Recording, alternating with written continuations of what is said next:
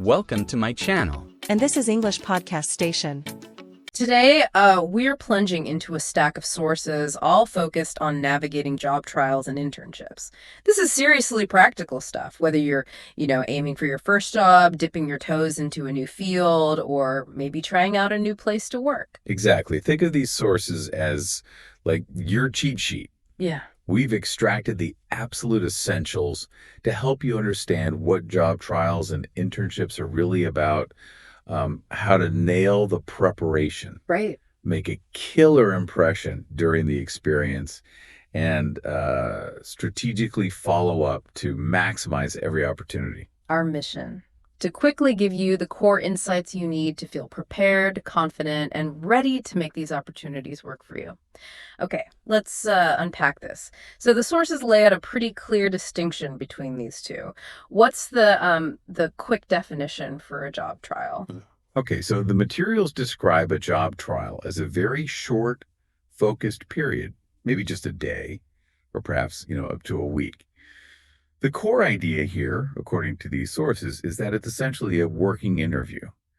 The employer wants to see your skills and personality in action to figure out if you're the right fit for the actual job opening. Right, a test drive, basically. And how does that compare to an internship then? Well, an internship, as the sources explain, is usually longer, think several weeks or even a few months. While sometimes unpaid, the primary emphasis shifts a bit. It's much more about providing a structured learning experience for you, helping you develop skills in a real work environment. It's, popular with students or those building experience in a new area. Mm-hmm. What's fascinating here, though, is that despite the differences in length and sort of immediate purpose, the sources consistently highlight both as incredibly valuable entry points. Yeah, definitely. Especially if you're new to a country or perhaps pivoting careers. And crucially, they're presented as prime opportunities to really immerse yourself and practice your English in a live professional setting. That's a key takeaway, for sure.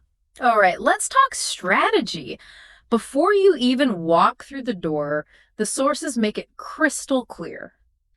Preparation isn't just helpful, it's critical, particularly because these opportunities can be so brief. What are the absolute must-dos the sources point to here? They really hammer home the logistics first. Mm-hmm. You've got to double check the exact time and location.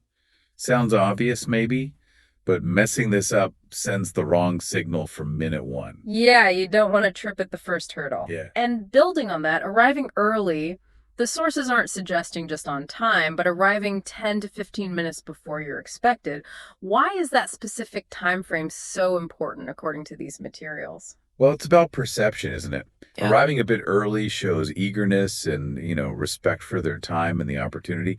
Being even 1 minute late, Oof. especially in a short trial, can unfortunately create a negative first impression that's hard to shake. Dress code is another big one, right? It's not just about looking presentable, is it? Exactly. What you wear communicates a lot about your professionalism and how seriously you're taking this. The sources strongly recommend asking the company directly about their dress code beforehand, if you can. And they give a really useful backup rule. If you're unsure, lean towards the side of caution. Clean, simple, neat clothes are usually the safest bet. Right. A little too formal is almost always better than too casual. It shows you're making an effort. Absolutely. And practical stuff matters too. The sources recommend bringing essentials, a notebook and pen to jot things down. This shows you're engaged and won't need instructions repeated constantly. Good point. And don't forget water, maybe a small snack just to keep yourself comfortable and focused throughout the day. You don't want to be feeding mid-afternoon. Okay, you've done the prep. You're there maybe 15 minutes early, feeling sharp. What's the very first interaction look like according to the sources? Walk in confidently, state your name clearly, and say why you're there. The sources offer simple, effective phrases like, hello, my name is your name. I'm here for the job trial. Or, hi, I'm starting my internship today. Nice to meet you. Simple, direct. Exactly. It's direct and professional. And someone will likely introduce you around. The sources emphasize trying to remember names, which, let's be honest, can be tough. Oh, definitely. Eh. Especially under pressure. But if you do forget, it's better to politely ask again than to, guess or avoid using their name altogether. Makes sense. What's the suggested phrase? A simple, sorry, what was your name again? Is perfectly acceptable. It's much better than getting it wrong. And this might sound simple, but the sources really highlight its importance. Smile when you meet people. Yes. A friendly, positive attitude makes a huge difference in those first moments, doesn't it? It really does. Sets the tone. All right, you're past the introductions, you're settling in. The core of the experience is the work itself. How do the sources say you should approach the actual tasks to make the best impression? Okay, this is where active engagement comes in. They stress listening incredibly carefully to instructions and writing them down. Okay. This shows you're serious and helps you avoid mistakes later on. Okay, but what if you don't understand? The sources aren't saying pretend you know. Right. Definitely not. No, they encourage asking questions, but sort of strategically. Use phrases like, can you please repeat that? Or, I'm sorry, can you explain that again? Uh-huh. The key point here, though, is not asking the same thing repeatedly. Show that you're trying to grasp it quickly. It's okay to seek clarification once or twice, but, aim to apply what you learn immediately. Right, learn fast. And the sources are very clear on this. Your work ethic is under scrutiny. Work hard, tackle every task with effort, even the simple ones. And here's a crucial point they make. When you finish something, immediately ask what you should do next. Precisely. Sitting around waiting for instructions is a big red flag in these short opportunities. Looks bad.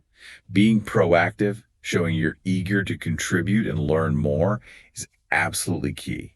And the sources even give specific phrases that signal this proactive attitude effectively. Things like, what would you like me to work on next? Or, can I help with that? Mm-hmm.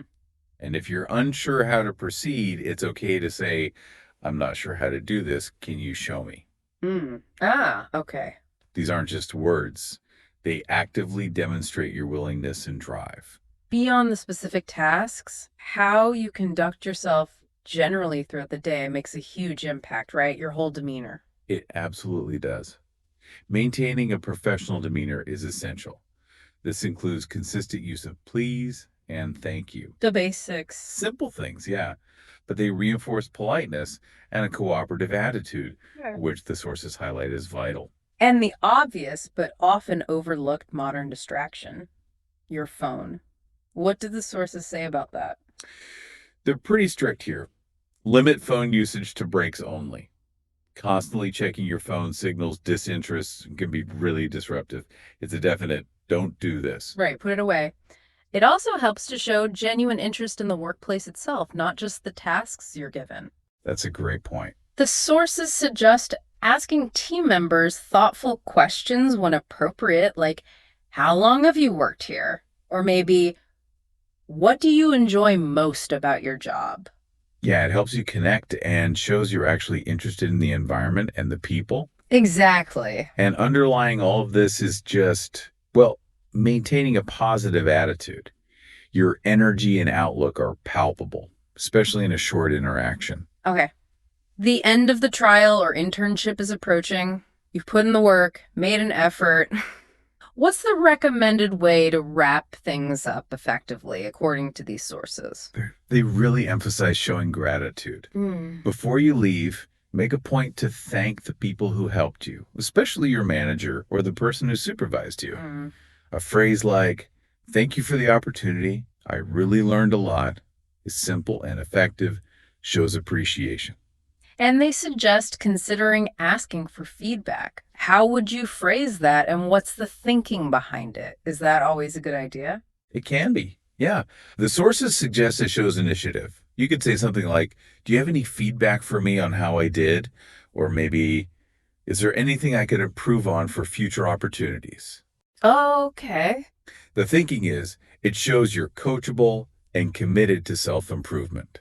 That's incredibly valuable for future roles, maybe even with that same company if something opens up later. It leaves a strong final impression. That makes sense. Now, we know for many listeners, especially those navigating this in English, this whole process can feel a bit extra challenging, perhaps. The sources offer specific encouragement and practical tips for English learners, too.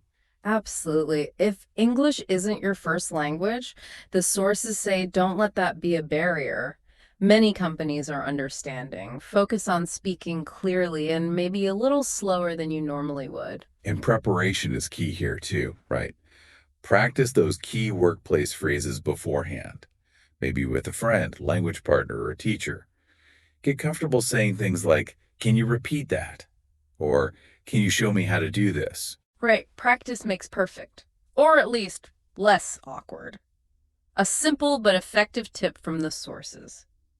Write down any new words or phrases you hear during the day. Oh, yeah, good And ones. look them up later. Build your vocabulary on the job. Every interaction is practice. Every clarified instruction is a small victory. The source's message is clear. Stay positive, keep learning, and use these experiences as part of your language journey. Don't be discouraged. Yeah, definitely good advice. What's fascinating here is the perspective the sources offer on the value of these experiences, even if you don't land the immediate job. It's not all or nothing, is it? Not at all. They are presented as fantastic opportunities to simply gain work experience, learn brand new skills in a real world context, and grow your professional capabilities. Mm-hmm. Successfully completing one, even just a short trial, looks great on your CV or resume. Plus, they're invaluable for meeting people in your field, making connections, and building your professional network. You never know where those connections might lead. True. So, we've taken a deep dive into what these sources lay out about job trials and internships, covering everything from the crucial prep work to making a strong impression during the experience, maintaining professional conduct, and ensuring you wrap things up effectively. Yeah, and the consistent message woven throughout these materials is pretty clear. Preparation, being proactive, demonstrating a strong work ethic, and maintaining that positive, polite, and friendly attitude. These are the foundational pillars for making a good impression, especially in these short-term opportunities. And if you can focus on these points, you're not just increasing your chances for maybe getting a job offer. You're building valuable experience, boosting your confidence, and developing professional habits that will serve you well wherever you go next. Absolutely. So it makes you think, considering how focusing intensely on preparation, proactivity, and positive conduct for a short, high-stakes period like a job trial can significantly shape the outcome. Mm. What other areas of your life, maybe personal projects or even relationships, could benefit from applying that same level of focused intent and strategic engagement? Hmm.